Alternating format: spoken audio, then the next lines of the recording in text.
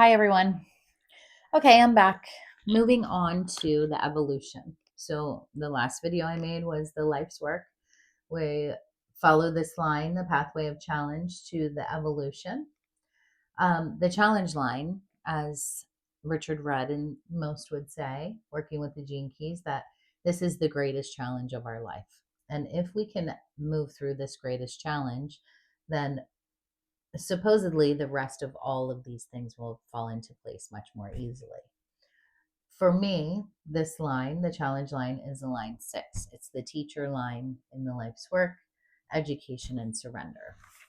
Me, for myself, I'm surrendering in this moment to making these videos and trying to take the next step to what it means for me to have the teacher line in this greatest challenge.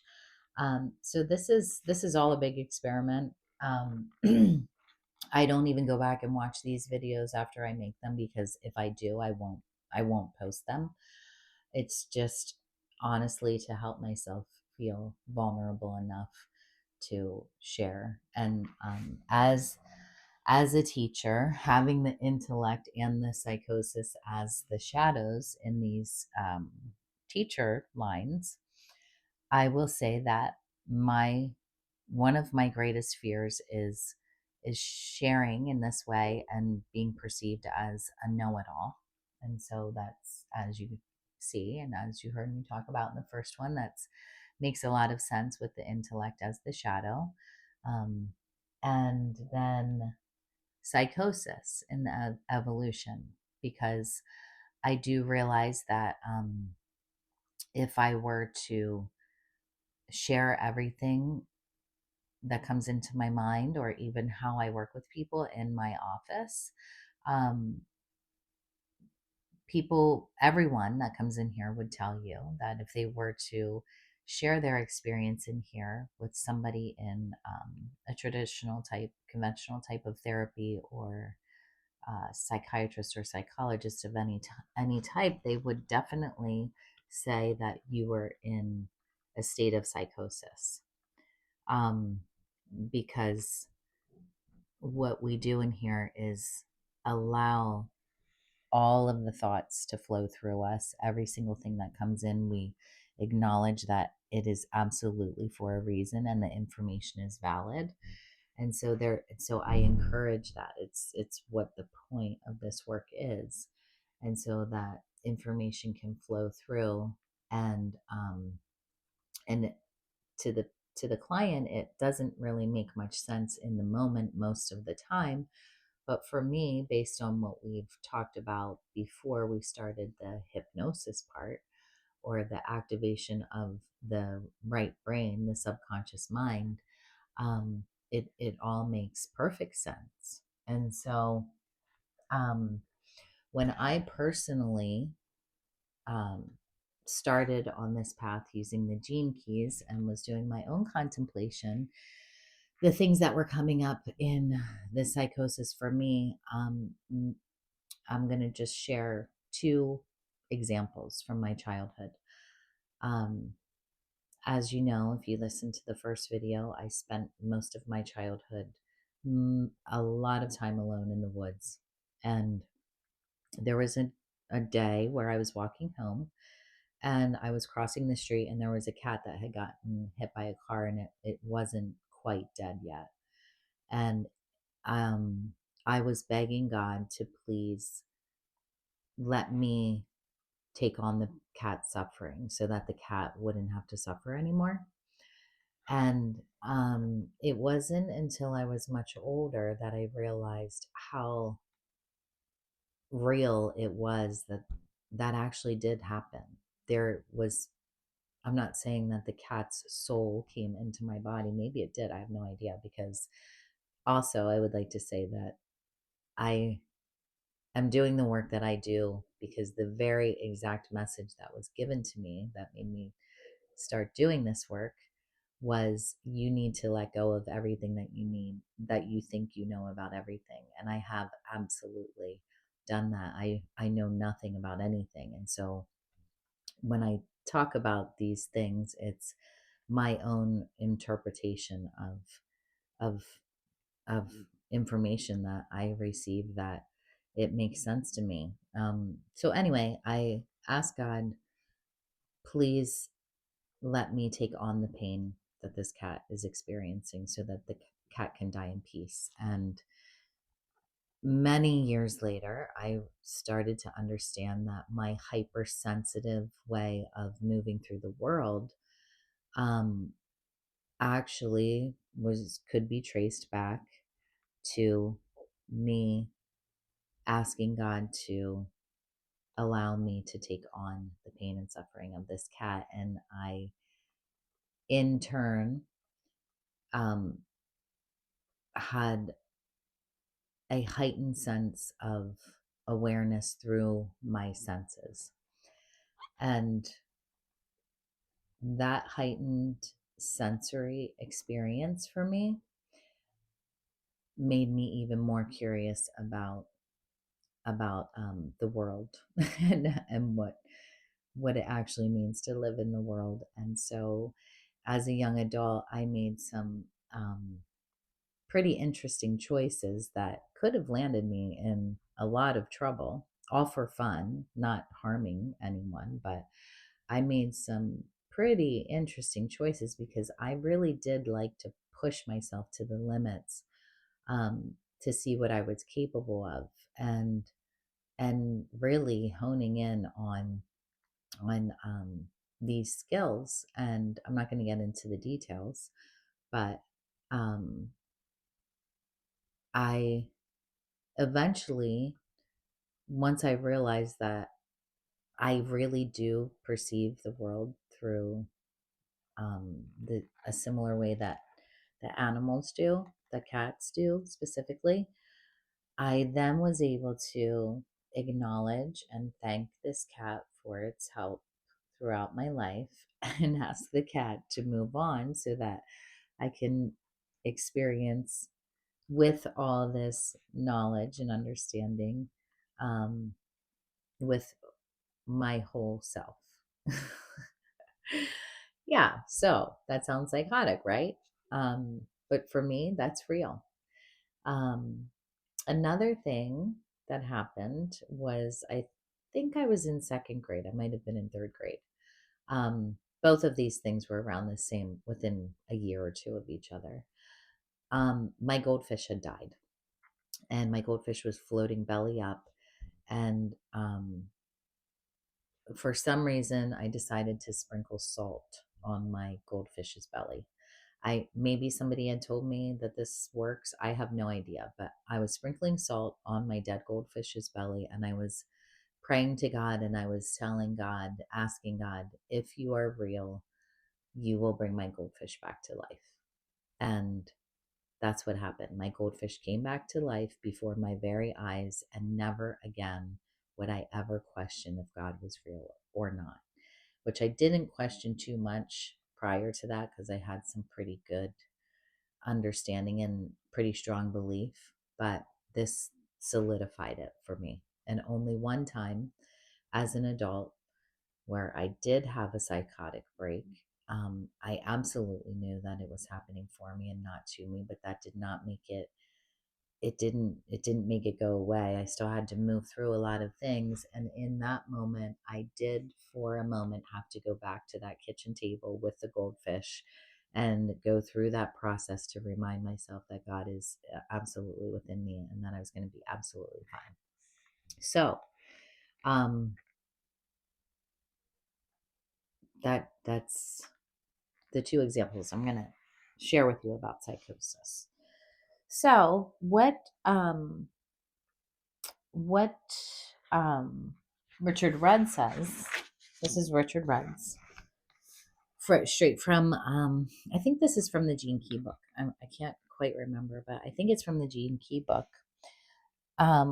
Obscurity of one's mind locked in addictive loops, desperately seeking an answer to the question why.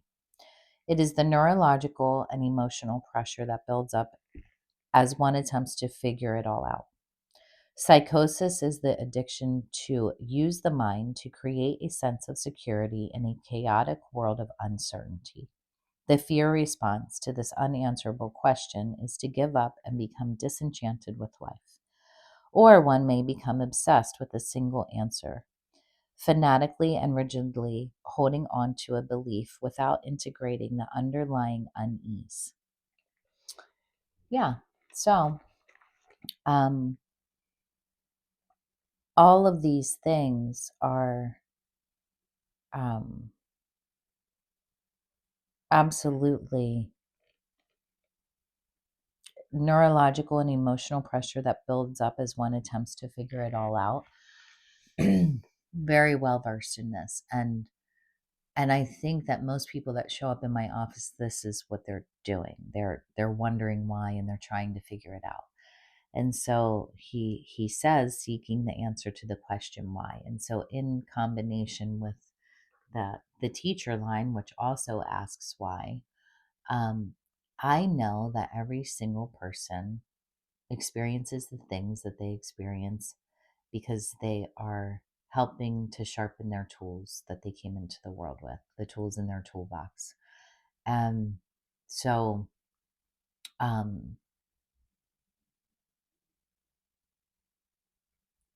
voluntarily going into a psychotic space and actually believing and knowing that every single thing that comes up into our mind is valid and for a reason is essentially like a homeopathic remedy.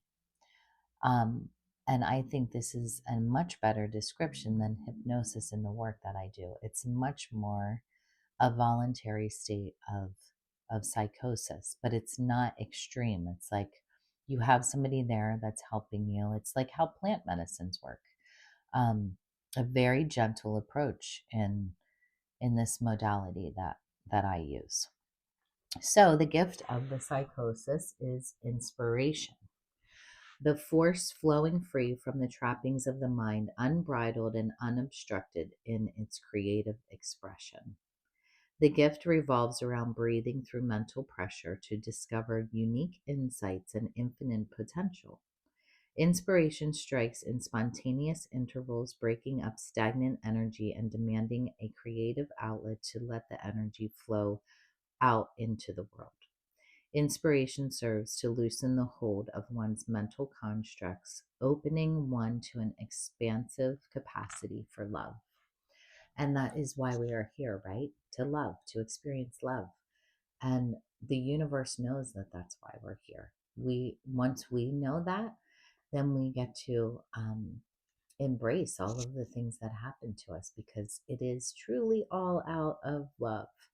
And all that this planet and this life has to offer. We survive tremendous amounts of pain. Like we are actually capable of feeling tremendous amounts of excruciating pain, and yet we still survive it. It's incredible, incredible. Sanctity, the city, sanctity, to be one with the divine. It occurs when the pressure of mass psychosis is no longer rooted through the brain, but through the intelligence of the solar plexus. So, in my work, I do a lot of work with the solar plexus because in the chakra system, I'm also a yoga teacher. In the chakra system, the solar plexus is represented by the color yellow. The solar plexus is for the human body as the sun is for the planet. It is the power center of the entire body. It is where we absorb information from the outside world. We bring the information in through the belly area. We process the information. Not only food do we process in the belly, but we also process information in the belly. And bringing fresh oxygen and fresh information into the belly helps us process the information. And furthermore, I like to think about the fact that the same oxygen that we are breathing right now is the same oxygen that has been breathed forever on this planet and beyond. And because oxygen is energy, it carries information. And so I like to think of all of the life forms, that every single molecule of air that is coming inside my body has traveled and accumulated infinite amounts of wisdom, of knowledge, of experience, of knowing, of feelings, of everything that you could possibly imagine is in every single molecule of air that we breathe. Therefore, as we bring oxygen into the belly and we use it to process the information, we can extract, we naturally want to, the body wants to extract anything necessary for any and everything necessary for us to fully experience this unique human body in this very moment, in this existence, and why we came here. And once we are able to process the information, we can then move the processed information up into the heart where we can actually feel the information.